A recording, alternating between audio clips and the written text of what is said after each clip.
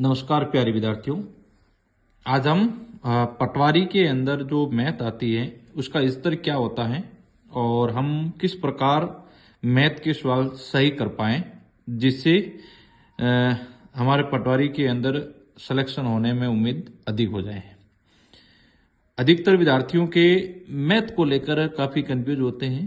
बाकी सवाल वो सही कर लेते हैं लेकिन गणित के सवाल वो सही नहीं कर पाते हैं। तो आज आपको मैं एक सरल विधि से है जो ऑप्शन के साथ आंसर किस प्रकार निकालना है उसकी विधि आपको मैं पुराना जो प्रश्न पत्र है 2021 का इसमें आपको सोल्व करके मैं बताऊंगा। तो दोस्तों चलते हैं डायरेक्ट ही प्रश्नों की ओर। जैसे कि आपके सामने एक 88वां प्रश्न है, इसमें आकृति दी हुई है और यहाँ एक प्रश्न चिन्ह दिया हुआ है और यहाँ इस जगह है वो कौन सी संख्या होगी नीचे एबीसीडी के अंदर दिया हुआ है। तो सबसे पहले हमें ये देखना है कि 54 और 30 और यहाँ है 24। इसका मतलब ये हुआ कि 54 में से 30 घटाए पीछे रह जाएगी 24। ठीक है, यही ट्रिक यहाँ लिया है। 112 में से 42 घटाए पीछे रह जाएंगे 70। तो अब यहाँ कौन सी संख्या है जिनमें से 28 घटाएं और 38 रहे। इसका मतलब ये हुआ कि 28 और 38 को आपस में जोड़ दीजिए और वो संख्या प्राप्त होगी वही यहाँ ये वाली संख्या होगी, यानी कि 28 और 38 जोड़ेंगे तो हो जाएंगे 67, यानी कि यहाँ संख्या कौन सी होगी 67 होगी। ठीक है, इसी तरह अगला सवाल देखिए, 272 माइनस 32 और 124 प्लस 176 बटे 17 इंटू 15 माइनस 15। ठीक है, ऐसे सवाल को हल कैसे करना है, जैसे कि 272 और 32 को जोड़ेंगे तो हो जाएंगे घटाएंगे तो हो जाएंगे 240। ठीक है, 272 में से 32 घटाएंगे 240 इंटू 124 प्लस 176 यदि जोड़ेंगे तो हो जाएंगे 300। ठीक है, बटे आप पहले क्या करना है 17 को 15 से गुणा करना है। ठीक है, 17 को 15 से गुणा करेंगे तो अपना हो जाएगा 255। ठीक है, 255 में से 15 घटाएंगे तो हो जाएगा 240। ठीक है, 240 से 240 कट जाएंगे पीछे रह जाएंगे 300। आपका राइट आंसर हो जाएगा 300। ठीक है, इसी तरीके से हम आगे बढ़ेंगे। अगला सवाल देखिए, पहली 6 प्राकृतिक संख्याओं के वर्ग का औसत ज्ञात कीजिए। ठीक है, पहली 6 प्राकृतिक संख्याओं के वर्ग का औसत। अब देखते हैं इसका हल हम कैसे निकालेंगे। जैसे कि मैं अलग से एक व्हाइट पेज लेता हूं। पहली 6 प्राकृतिक संख्या हमेशा 1 से शुरू होती है। ठीक है, जैसे कि सभी संख्याओं का वर्ग पूछा है तो 1 का वर्ग हो जाएगा 1 प्लस 2 का वर्ग 4 प्लस 3 का वर्ग 9 प्लस 4 का 16 5 का 25 6 का हो जाएगा 36 बट्टे 6।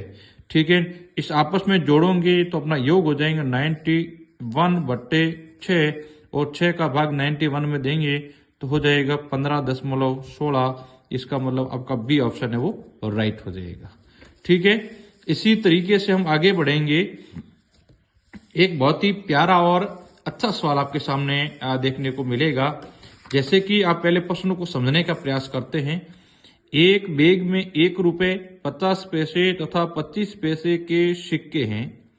सिक्कों की संख्या 2.5 अनुपात 3 अनुपात 4 के अनुपात में है। यदि कुल राशि 420 है, 50 पैसे के सिक्कों की संख्या ज्ञात करनी है। ठीक है, इसको हम कैसे हल करेंगे आपको मैं एक बिल्कुल शॉर्ट ट्रिक बताऊंगा। जैसे कि आपको मैं बता रहा हूं 1 रुपए का। ठीक है, यहां लिखना है 1 रुपए, यहां लिख देंगे आप 50 पैसे और यहां लिख देंगे आप 25 पैसे। ठीक है, 1 रुपए के हैं 2.5 तो यहां लिखना है 2.5। 50 पैसे के हैं 3 और 25 पैसे के हैं 4। ठीक है, कुल कितने पैसे हो जाएंगे 1 रुपए के 2.5 हैं, इसका मतलब 250 पैसे। ठीक है, 50 पैसे के 3 हैं जिसका मतलब 150 और 25 पैसे के 4 हैं इसका मतलब 100 पैसे। ठीक है, अब अपन को क्या करना है, आगे प्रश्न क्या कहता है, यदि कुल संख्या 420 है। ठीक है। तो इसमें आपको क्या करना है, इन आपस में इसको जोड़ देना है। ठीक है, 250, 150 और 100 को आपस में जोड़ेंगे तो 250 और ये हो जाएंगे 400 और ये हो जाएंगे 500। ठीक है, अपने पास 500 रुपए हैं, यानी कि 500 पैसे हैं, और ये कह रहा है 420। ठीक है, प्रश्न में क्या है 420 है, तो हम लोग क्या करना है 420 इसको पैसों में बदलते हैं, इसके पीछे 2 जीरो लगा दीजिए बट्टे 500। और प्रश्न के अंदर क्या पूछा जा रहा है, 50 पैसे के सिक्के पूछा है, तो 50 पैसे के अनुपात कितना है 3, तो क्या करेंगे 3 से गुणा कर दीजिए। ठीक है, अब 2 जीरो से 2 जीरो काट दीजिएगा, 5 का भाग इसमें देना है, हो जाएगा 8 और 20 में जाएगा 4, यानी कि 84 इंटू 3 का पड़ा 4 बार 12, 24 और 1 25, यानी कि 252। कितना हो जाएगा 252। अपना राइट आंसर क्या हो जाएगा, ये 252। ठीक है, इस प्रकार हम यदि हम इसको सरल करेंगे तो एक सरल विधि से हम सरल इसको कर पाएंगे। ठीक है, अगला प्रश्न देखते हैं। एक बेलनाकार पात्र जिसकी त्रिज्या 4 सेंटीमीटर है पानी से भरा है। एक ठोस गोले की त्रिज्या 3 सेंटीमीटर है को पानी में तब तक डाला गया जब तक कि वह पूरा डूब नहीं गया। पात्र पानी का स्तर बढ़ेगा, कितना स्तर है वो बढ़ेगा। ठीक है, यदि ऐसे प्रश्न यदि आपके सामने आते हैं तो आपको कैसे सरल करना है, मैं आपको ट्रिक बताता हूं। ठीक है, जैसे कि प्रश्न क्या पूछ रहा है, बेलनाकार पात्र है। ठीक है, तो इसका मतलब बेलन का आयतन ज्ञात करना है। क्या लिखना है यहाँ, बेलन का आयतन। ठीक है, यह लिख देना है बेलन का आयतन। ठीक है, बराबर आगे क्या है, गोला है, तो यहां लिख देंगे बराबर गोले का आयतन। ठीक है, गोले का आयतन। ठीक है, बेलन का आयतन हम ज्ञात करते हैं, सूत्र होता है पाई आर स्क्वायर एच बराबर गोले का आयतन का सूत्र होता है 4/3 पाई आर की घात 3। ठीक है, अब हमें देखना है कि पाई का पाई लिखना आपको, आर की घात 2 यानी त्रिज्या कितनी है बेलन की 4 सेंटीमीटर, 4 की घात 2 इंटू ऊंचाई दिया हुआ नहीं है, यहां हो जाएगा 4/3 पाई त्रिज्या की घात 3, इसकी त्रिज्या कितनी है 3 सेंटीमीटर, कितनी है 3 सेंटीमीटर है, तो हम यहां करें क्या लिख देंगे 3 की घात 3। ठीक है, अब हमें क्या करना है, पाई से ये पाई कट जाएगा, यहाँ 3 की घात 1 है, यहाँ 2 है तो आपस में घट जाए, या 3 है तो आपस में घट जाएगी, यहाँ आ जाएगी 2। ठीक है, अब हम क्या करेंगे 4 की घात 2 इंटू एच बराबर 4 इंटू 3 की घात 2। ठीक है, अब हमें क्या करना है, एच यहाँ रखना है और 4 को इधर भेजेंगे, जो 4 इंटू 3 की घात 2 बट्टे 4 की घात 2। ठीक है, यहाँ ऊपर 4 की घात 1 है, नीचे 4 की घात 2, तो 2 में से 1 घट जाएगा, यानी 4 की घात आ जाएगी 1, यानी कि 3 की घात 2 बटे 4 की घात 1, 3 को 3 से गुणा करेंगे 9/4। ठीक है, तो क्या हो जाएगा 9/4 सेंटीमीटर, आपका राइट आंसर हो जाएगा। ठीक है, इसी तरीके से हम आगे बढ़ते हैं, आगे प्रश्न देखते हैं। यदि एक आदमी प्रति माह 875 रुपए खर्च करता है और अपनी आय में से 12/1/2 की बचत करता है तो मासिक आय क्या होगी। ठीक है, यदि ऐसा कोई प्रश्न आता है तो सीधे ही हमें यह ज्ञात करना है कि जैसे कि उस आदमी की खर्च कितना करता है 875 रुपए, बाकी उसकी क्या हो जाती है बचत हो जाती है। मान लीजिए उसकी है जो मासिक आय 1000 रुपए, कितनी है 1000 रुपए है। ठीक है, 850 रुपए वो क्या कर लेता है खर्च कर देता है, पीछे कितना हो जाता है 125 रुपए वो पीछे बचते हैं। ठीक है, अब माना कि 125 रुपए बचते हैं और वो 12/1/2% है उसकी बचत है, तो यदि हम 1000 का 12/1/2% ज्ञात करते हैं और यदि 125 आ गया तो इसका मतलब अपना राइट आंसर क्या हो जाएगा 1000 हो जाएगा। तो हम ज्ञात करते हैं जैसे कि 1000 का 12/1/2 का मतलब क्या हुआ, 2 को 12 से गुणा करेंगे 24 और 1 25 बट्टे 2, प्रतिशत हैं तो बट्टे 100। ठीक है, 2 जीरो से 2 जीरो कट गए, 2 का भाग 10 में 5 बार, 5 को 25 से गुणा करेंगे 125, इसका मतलब 100 अपना राइट आंसर हो जाएगा। ठीक है, अब चलते हैं अगले प्रश्न की ओर।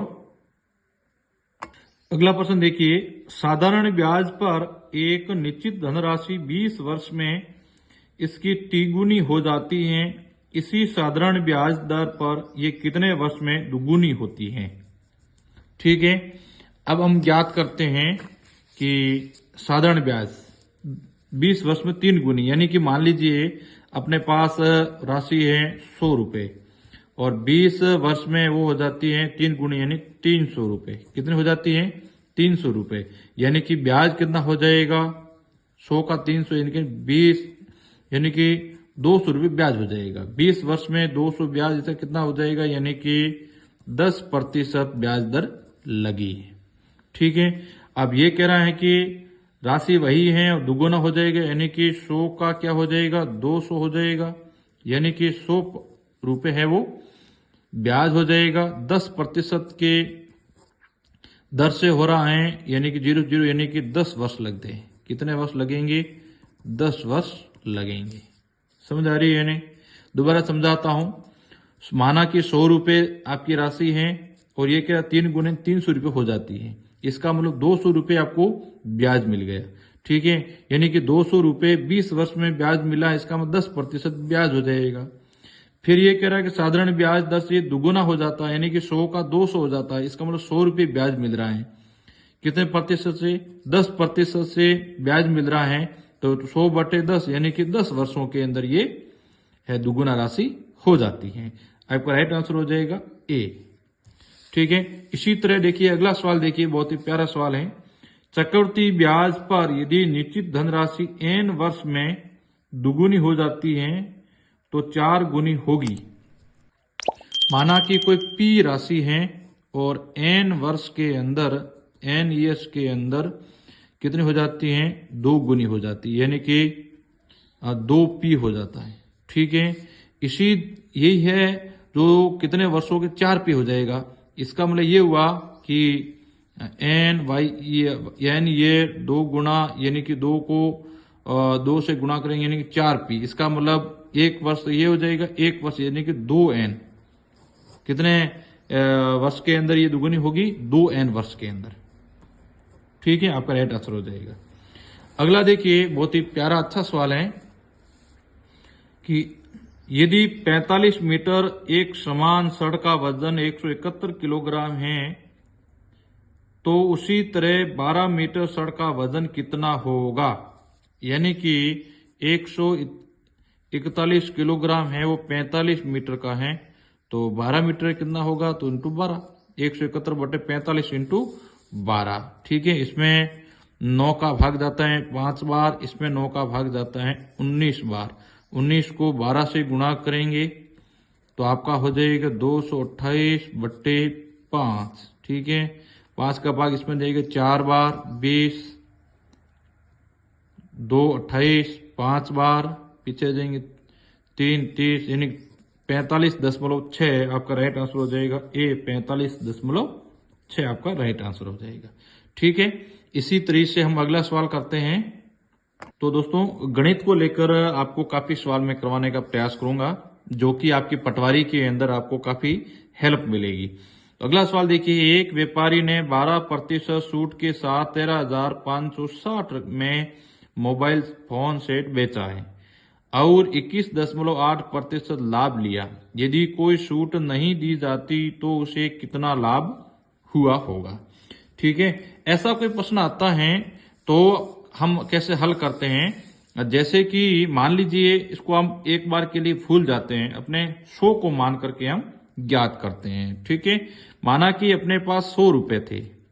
ठीक है, 100 रुपए अपने पास थे और ये है कितना लाभ, कितना प्रतिशत हुआ है? 21.8। इसका मतलब है वो 21.8, 100 का माने तो 21.8 रुपए अपने के है वो लाभ हुआ है। इसका मतलब वो राशि क्या हो जाएगी? अपने 121.8, 100 उसमें जोड़ेंगे तो आगे ये कह रहा है यदि उसको कोई छूट नहीं दी जाती, उसको 12% की छूट दी है। 12% 100 पे होता है 12 रुपए, इसका मतलब छूट को कितने दिए हैं 88 का। ठीक है, अब इसको हम यदि हम हल करते हैं तो अपना हल हो जाएगा 138.4। ठीक है, यानी कि 100 रुपए की है वो और 138.4 अपने को मिले हैं। इसका मतलब अपना लाभ कितना हुआ है 38.4। इसको हम है जो प्रतिशत के अंदर यदि हम कन्वर्ट करते हैं तो डायरेक्ट ही हम 38.4% लिख सकते हैं, क्योंकि हमने राशि वो कितनी माना है 100 माना है। तो आपका राइट आंसर हो जाएगा 38.4। ठीक है, मैं दोबारा आपको समझाता हूं। 12% की छूट, इसको एक बार भूलिए। माना कि आपके पास 100 रुपए हैं और 21.8% लाभ कमाया है। इसका मतलब 100 रुपए में की वस्तु 21.8% लाभ का मतलब 21 रुपए लाभ कमाया है। तो वो वस्तु कितने की हो जाएगी, आपने कितने में बेची है 121.8। फिर ये कह रहा है कि 12% छूट यदि नहीं देते तो लाभ कितना होता, 12% छूट दी है। इसका मतलब हमने है वो 100 रुपए की वस्तु थी, 12% छूट दी, इसका मतलब 12 रुपए की हमने छूट दी, 88 रुपए में उसको बेची। ठीक है, तो हम बटा 88 कर लेंगे और उसको हल करेंगे तो 38.4 हो जाएगा। ठीक है, इसी तरीके से हम आगे बढ़ते हैं। अपना सवाल है 98वां, बहुत ही अच्छा सवाल है। इसको हम कैसे सॉल्व करते हैं, पहले प्रश्न को समझने का प्रयास करते हैं। यदि 10 वस्तुओं की लागत कीमत 7 वस्तुओं की विक्रय कीमत के बराबर है तो लाभ प्रतिशत होगा। 10 वस्तुओं की कीमत 7 वस्तुओं की विक्रय कीमत के बराबर है। इसका मतलब ये हुआ कि लाभ कितना हुआ, 10 वस्तुओं की कीमत 7 वस्तुओं के विक्रय मूल्य के बराबर, इसका मतलब 3 का लाभ हुआ।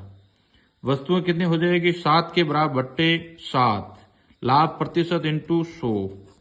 ठीक है, इसको हम सरल करते हैं, 3 को 100 से करेंगे 300 बट्टे 7। ठीक है, हम सरल कर लेते हैं, 7 का भाग 30 में जाएगा 4 बार, 28 पिछड़े 2 20, 7 दूनी 14। ठीक, पिछड़े जाएंगे 6 बट्टे 7, यानी कि 42 सही 6 बट्टे 7 आपका राइट आंसर हो जाएगा। ठीक है, बिल्कुल इजी वे के अंदर अपन को सरल करना है।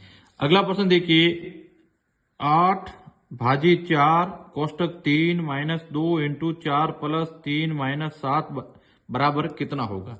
यदि ऐसा कोई प्रश्न आता है तो इसको सरल कैसे करते हैं, जैसे कि 8 भाजी 4 का मतलब हुआ 8 के अंदर 4 का भाग 2 इंटू 3 में से 2 गए पीछे रहा 1 इंटू 4 प्लस 3 माइनस 7। ठीक है, 2 को 1 से गुणा किए 2, 2 को 4 से किए 8 प्लस 3 माइनस 7, 8 और 3 कितना हो जाएगी 11 माइनस 7 बराबर 4, आपका राइट आंसर हो जाएगा। ठीक है, अगला देखिए, बहुत ही अच्छा सवाल है। एक आयत की लंबाई तथा चौड़ाई के बीच 23 मीटर का अंतर है। यदि इसका परिमाप 206 मीटर है तो क्षेत्रफल है। ठीक है, इसका हम कैसे निकालेंगे, जैसे कि आपको मैं सरल विधि से बताता हूं। वापिस एक बार प्रश्नों को समझने का प्रयास करते हैं। एक आयत की लंबाई तथा चौड़ाई के बीच 23 मीटर का अंतर है। यदि परिमाप 206 मीटर है तो क्षेत्रफल क्या होगा। जैसे कि आयत का क्षेत्रफल ज्ञात करने का सूत्र क्या होता है, 2 इंटू लंबाई प्लस चौड़ाई। ठीक है, बराबर कितना है 206। तो लंबाई प्लस चौड़ाई कितना होगा 206 बटे 2 को इधर भेजेंगे, भाग हो जाएगा 103। ठीक है, यदि कोई बीच का अंतर दिया हुआ होता है और क्षेत्रफल ज्ञात करना है तो इसका सीधा सा सूत्र एक होता है कि प्लस, यानी कि जो परिमाप है, परिमाप और बीच के अंतर को आपस में जोड़ना, 2 का भाग दे देना। ठीक है, वो तो हो जाएगी लंबाई। और चौड़ाई के अंदर क्या होता है, आपस में दोनों को घटा देना, 2 का भाग दे देना। जैसे कि 103 और 23 को जोड़ेंगे तो हो जाएगी 126 बटे 2। यानी कि ये हो जाएगा 63। आप उसमें घटाएंगे तो 103 में से 23 घटाएंगे, पीछे जाएंगे 80/2 यानी कि 40।